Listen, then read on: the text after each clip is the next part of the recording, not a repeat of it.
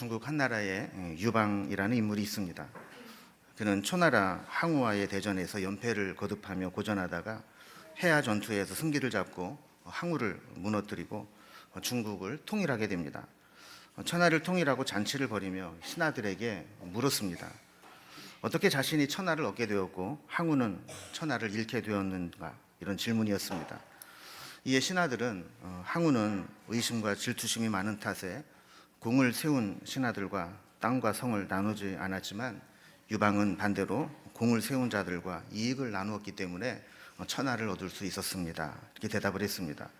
그러자 유방은 신하들에게 하나는 알고 둘은 모른다라고 하면서 자신은 자기보다 뛰어난 장량, 소하, 한신과 같은 인재들을 적재적소에 기용했지만 항우는 그 옆에 범증이라는 한 인물밖에 없었는데 그조차도 제대로 기용하지 못했기 때문이다 그랬습니다.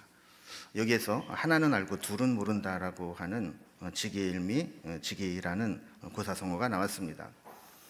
이 세상에는 하나를 가르쳐주면 열을 아는 사람이 있고 또 하나는 알고 둘은 모르는 사람이 있습니다.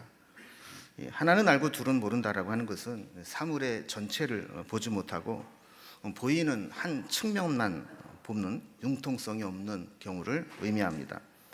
이 말의 함정은 한쪽 측면에서는 그게 옳은 것처럼 보인다는 겁니다. 그러나 다른 측면에서 보거나 전체적인 입장에서 보면 그것은 전체를 다 보여주는 것도 아니고 본질도 아니라는 것이죠.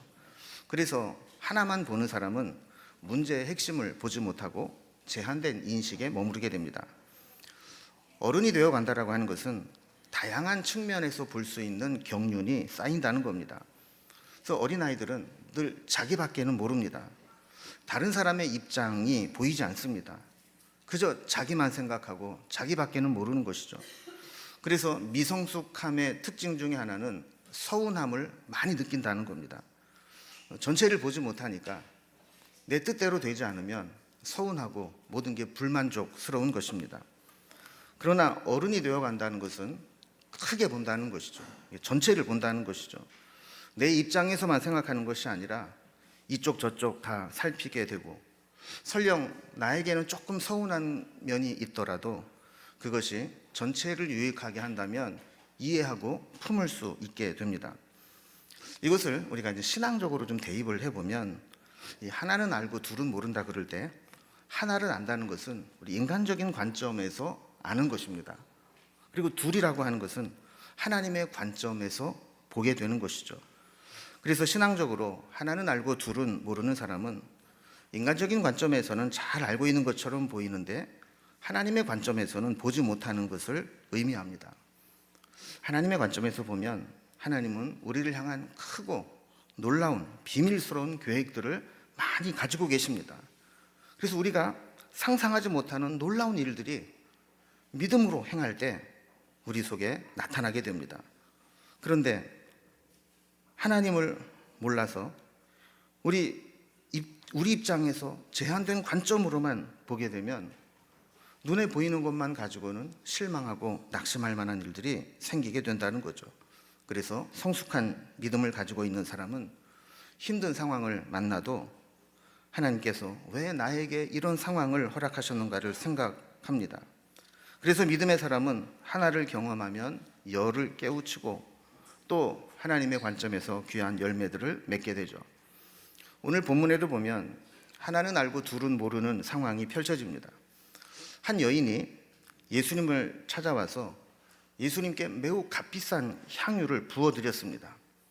하나만 아는 사람은 이 여인에게 왜 그렇게 비싼 것을 허비했느냐고 분노하며 책망합니다. 그러나 예수님은 이 여인을 감싸며 칭찬해 주셨습니다. 그러면서 하나만 아는 나머지 사람들이 알지 못하는 비밀을 말씀해 주신 것입니다. 오늘 본문에는 유대인의 관점에서 보면 몇 가지 좀 낯선 상황이 연출됩니다. 하나는 예수님이 나병 환자의 집에 초대받아 갔다는 것이고 또 하나는 이 초대와는 무관해 보이는 한 여인이 찾아와 옥합을 깨트려 예수님의 머리에 부었다는 것입니다. 일상적으로는 일어나기 힘든 일입니다.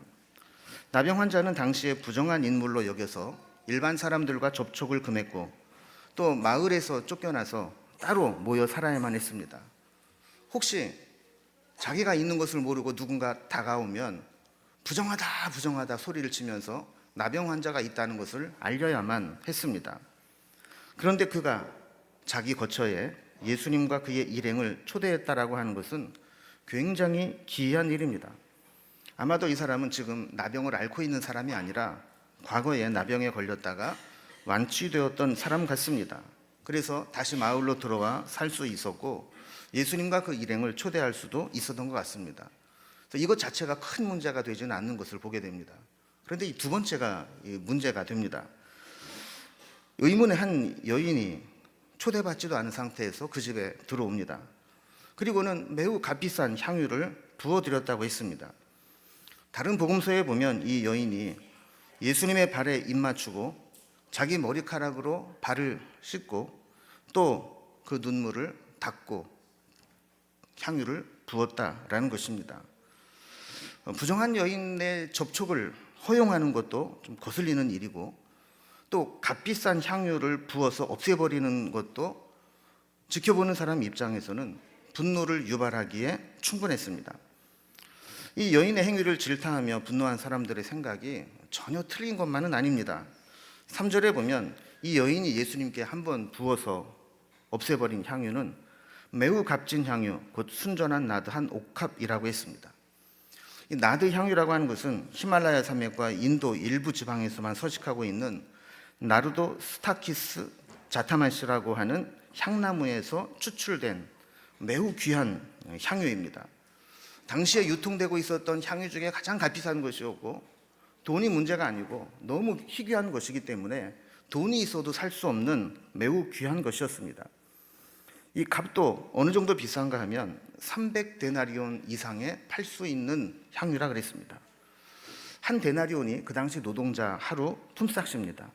그러니까 300데나리온이면 안식일을 빼고 1년 노동자의 연봉에 해당되는 고액이죠.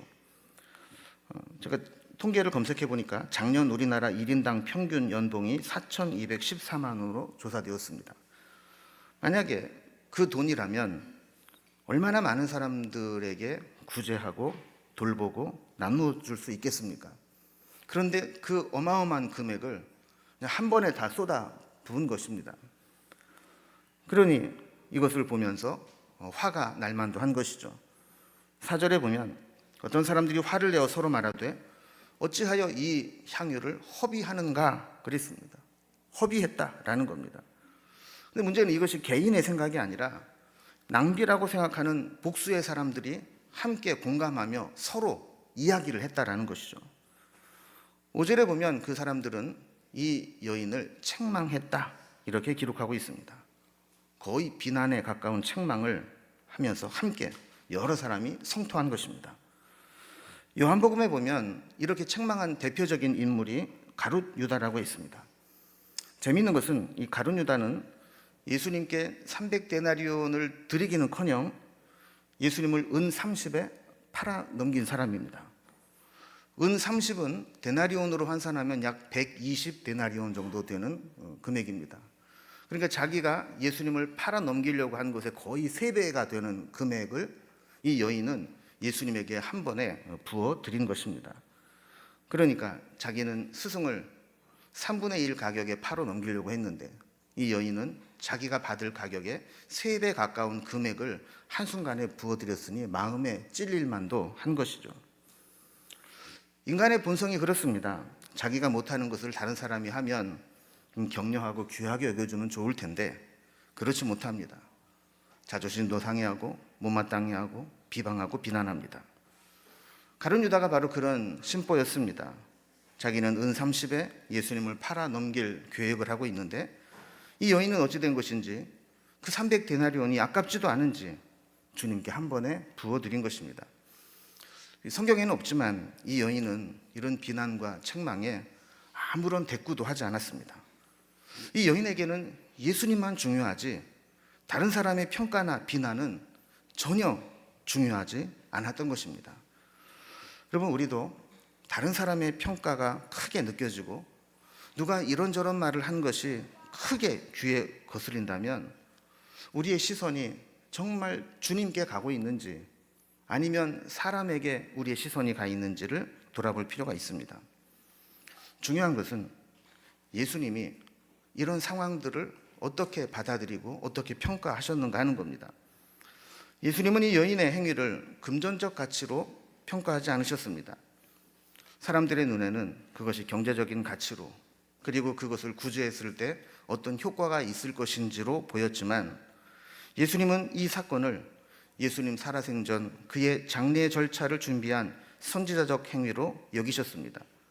그래서 6절 말씀을 보면 책망하는 자들을 막으시면서 좀 가만두라고, 내게 좋은 일을 한 자에게 어찌하여 그를 괴롭게 하냐고 이 여인을 변호해 준 것입니다. 요한복음에 보면 이 여인은 자기 오라비 나사로가 죽었을 때에도 이 향유를 사용하지 않고 가지고 있었습니다. 그러다가 이 미래를 위해서 아껴두었던 향유를 예수님께 부어드린 것이죠. 여러분, 왜 이 여인에게 나드 향유가 소중하지 않았겠습니까? 더 좋은 곳, 급한 곳, 눈에 보이는 필요한 곳에 쓰지 않고 소중하며 간직해 왔었던 이 향유를 왜 예수님에게 드렸겠습니까? 그것은 예수님을 향한 사랑의 마음이 있었기 때문입니다.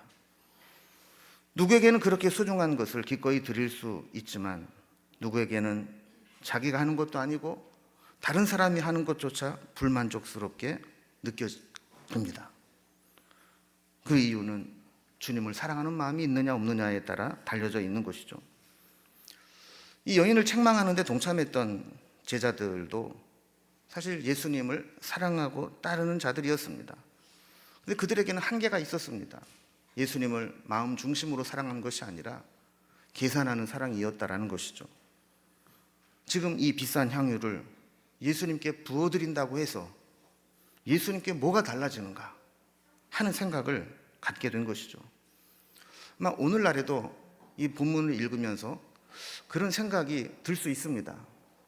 아니, 300데나리오나 되는 그 향유를 조금씩 찍어서 나눠 바르는 것도 아니고 그냥 하루에 한순간에 다 쏟아붓는 것이 무슨 의미가 있단 말인가, 이렇게 생각을 하면 낭비처럼 보이게 되는 겁니다.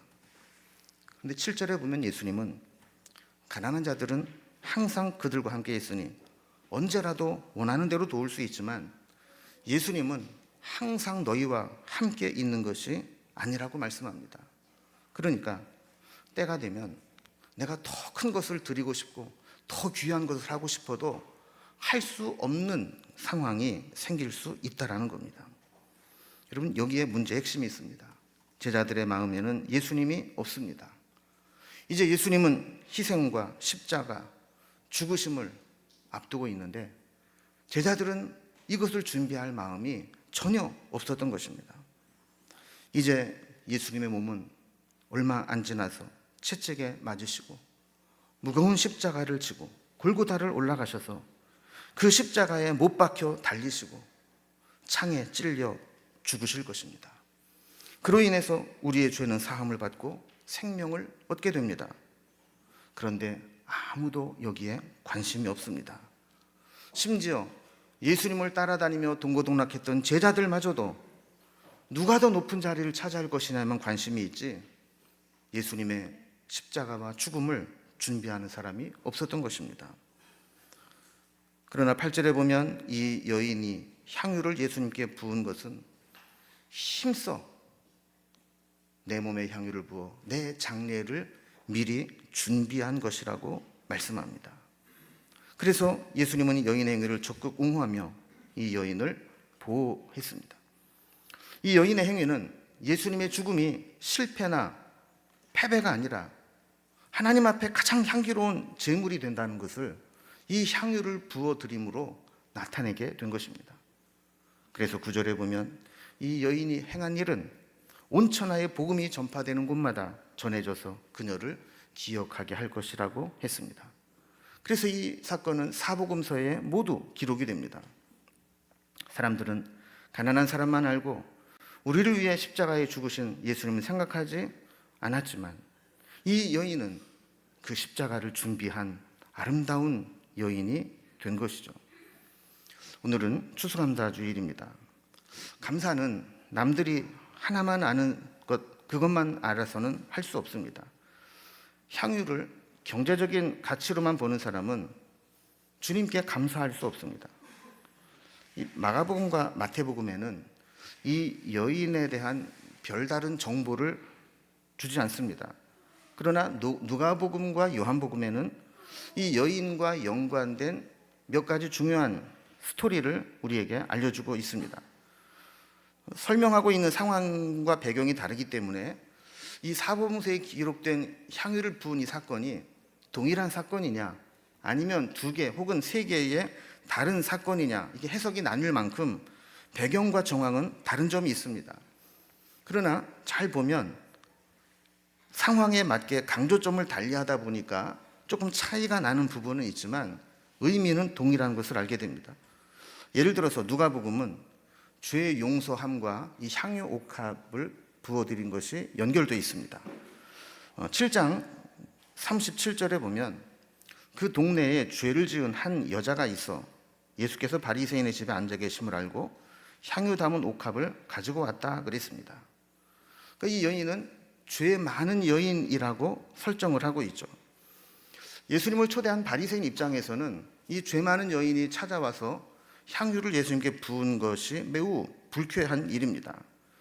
아주 유명했던 죄인이 초대도 하지 않은 집에 찾아와서 자기 손님에게 무례하게 행했다고 느낄 수 있는 것입니다. 38절에 보면 이 여인이 예수님 뒤로 와서 서서 울다가 눈물로 발을 적시고 자기 머리털로 그 발을 닦아주고 그 발에 입 맞추고 향유를 부었다고 했습니다. 여기 여인을 죄 지은 여인이라고 한 것은 공동 번역에 보면 행실이 나쁜 여인이라고 번역을 했습니다. 어쩌면 돌에 맞아 죽어 마땅한 여인이었을 겁니다. 그런데 이 여인이 왜 예수님에게 찾아와서 거의 예배에 가까운 감사를 표시하고 이 향유를 부어드렸을까요? 이 여인은 예수님으로부터 죄사함을 확인받은 여인이었기 때문이라는 것입니다. 그러니 얼마나 감사합니까? 모든 사람들로부터 손가락질을 받고 이 죄에 짓눌려 살아가고 있었는데 예수님께서 이 여인을 사해 주셨으니 얼마나 감사하냐는 겁니다. 반면에 요한복음에서는 이 여인의 사건을 전에 죽었다가 예수님이 살려주신 나사로의 동생 마리아라고 소개하고 있습니다. 요한복음 12장 1절에 보면 6월절 엿새 전에 예수께서 베다니에 이르셨을 때 그곳은 예수께서 죽은 자 가운데 살리신 나사로가 있는 곳이다 라고 설명을 합니다. 3절에 보면 나사로의 여동생 마리아가 지극히 비싼 향유 곧 순전한 나드 한 근을 가져다가 예수의 발에 붓고 자기 머리털로 그 발을 닦아 온 집에 향유 냄새가 가득하게 했다라고 했습니다. 설교를 준비하면서 이 사복음서의 내용을 이렇게 쭉 놓고 비교를 하다가 재미있는 거 하나를 좀 발견했습니다.